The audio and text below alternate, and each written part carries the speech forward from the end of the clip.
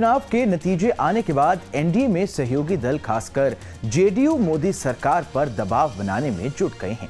Nitish Kumar pressure politics के तहत मोदी 3.0 सरकार बनने से पहले ही अपनी बड़ी डिमांड रख रहे हैं। इस बार के लोकसभा चुनावों में बीजेपी को पिछली 2 बार की तरह पूर्ण बहुमत नहीं मिल पाई, लेकिन एनडीए गठबंधन मिलकर बहुमत का आंकड़ा पार कर चुका है। ऐसे में इस बार के परिणामों से नीतीश कुमार और चंद्रबाबू नायडू किंग मेकर साबित हो रहे हैं। दोनों नेता एनडीए या इंडिया जिसके साथ भी चले जाएंगे वो सरकार बना लेगा। यही कारण है कि बीजेपी नीतीश और नायडू दोनों को रोकने के लिए एड़ी चोटी का जोर लगा रही है। इसी के चलते अब नीतीश कुमार भी मनमर्जी कर रहे हैं और बीजेपी पर खूब दबाव बना रहे हैं। पहली मीडिया रिपोर्ट्स के हवाले से यह खबर आई थी कि नीतीश ने जेडीयू नेताओं के लिए कई बड़े मंत्रालय मांगे हैं। वहीं अब नीतीश की एक और डिमांड सामने आ गई है। रिपोर्ट्स की माने तो नीतीश कुमार और उनकी पार्टी जेडीयू चाहती है कि अग्निवीर स्कीम पर नए तरीके से सोचा जाए। इसके अलावा पार्टी का मानना है कि यूसीसी एक पेचीदा विषय है, लिहाजा सभी लोगों से इस पर भी खुलकर चर्चा हो। इसके अलावा एक देश एक चुनाव पर जेडीयू ने सरकार को समर्थन दिया है। आइए अब आपको बता देते हैं कि आखिर अग्निवीर स्कीम है क्या और इसके लिए इतना बवाल क्यों हो रहा है। दरअसल मोदी सरकार ने 14 जून 2022 को युवाओं के लिए सेना में सेवा करने की भर्ती योजना की शुरुआत की थी। इस योजना को अग्निपथ नाम दिया गया था। इस योजना के तहत 4 साल की अवधि के लिए उम्मीदवारों को अग्निवीर के रूप में मान्यता दी जाएगी। अग्निवीर भारतीय सेना में एक अलग रैंक होगी।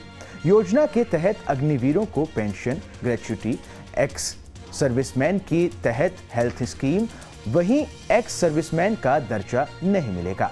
सर्विस के दौरान डियरनेस अलाउंस और मिलिट्री सर्विस पे भी नहीं मिलेगी। हालांकि राशन, यूनिफॉर्म, ट्रैवल के भत्ते मिलेंगे। वहीं दूसरी जगह पर भर्ती में प्राथमिकता मिलेगी। मोदी सरकार की इस स्कीम को काफी आलोचना का सामना करना पड़ा था।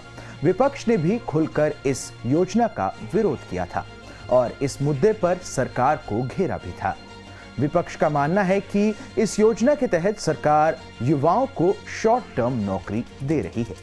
ऐसे में अब सरकार बनने से पहले ही नीतीश कुमार भी विपक्ष के सुर से सुर मिलाने लगे हैं और अग्निवीर स्कीम पर नए तरीके से सोचने की मांग कर रहे हैं।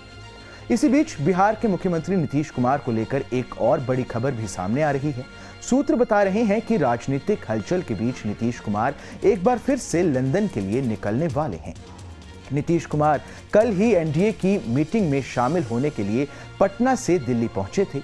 एनडीए की मीटिंग के बाद कल ही उनके पटना लौट जाने का कार्यक्रम था, लेकिन नीतीश कुमार दिल्ली में ही रुक गए हैं। माना जा रहा है कि लंदन जाने से पहले नीतीश कुमार मोदी कैबिनेट में जेडीयू कोटे से शामिल होने वाले मंत्रियों की लिस्ट तैयार कर रहे हैं। इसके लिए नीतीश बीजेपी के आला नेताओं से आज बातचीत भी करेंगे। सूत्रों की माने तो नीतीश कुमार अगले मंगलवार को लंदन निकलने वाले हैं। लोकसभा चुनाव से पहले भी नीतीश कुमार लंदन गए थे। हालांकि इस बार वो मोदी सरकार के शपथ ग्रहण के बाद निकल जाएंगे। दरअसल नीतीश इलाज कराने के लिए लंदन जा रहे हैं, इसलिए मंत्री पद जैसे मुद्दों को सुलझाने के लिए नीतीश दिल्ली में ही रुक गए हैं। दिल्ली की राजनीतिक गलियारों में कल से ही जेडीयू कोटे से कौन मंत्री बनेगा और कौन सा मंत्रालय मिलेगा, इसकी चर्चा हो रही है। एनडीए में शामिल अन्य दलों ने भी मंत्री पद को लेकर जोर आजमाइश शुरू कर दी है। ऐसे में नीतीश कुमार दिल्ली में रहकर ये मसला सुलझा लेना चाहते हैं। इस खबर में बस इतना ही। ये खबर आपको कैसी लगी हमें कमेंट कर जरूर बताएं। देश दुनिया की तमाम बड़ी खबरों के लिए देखते रहें न्यूज़ नेशन का डिजिटल प्लेटफॉर्म।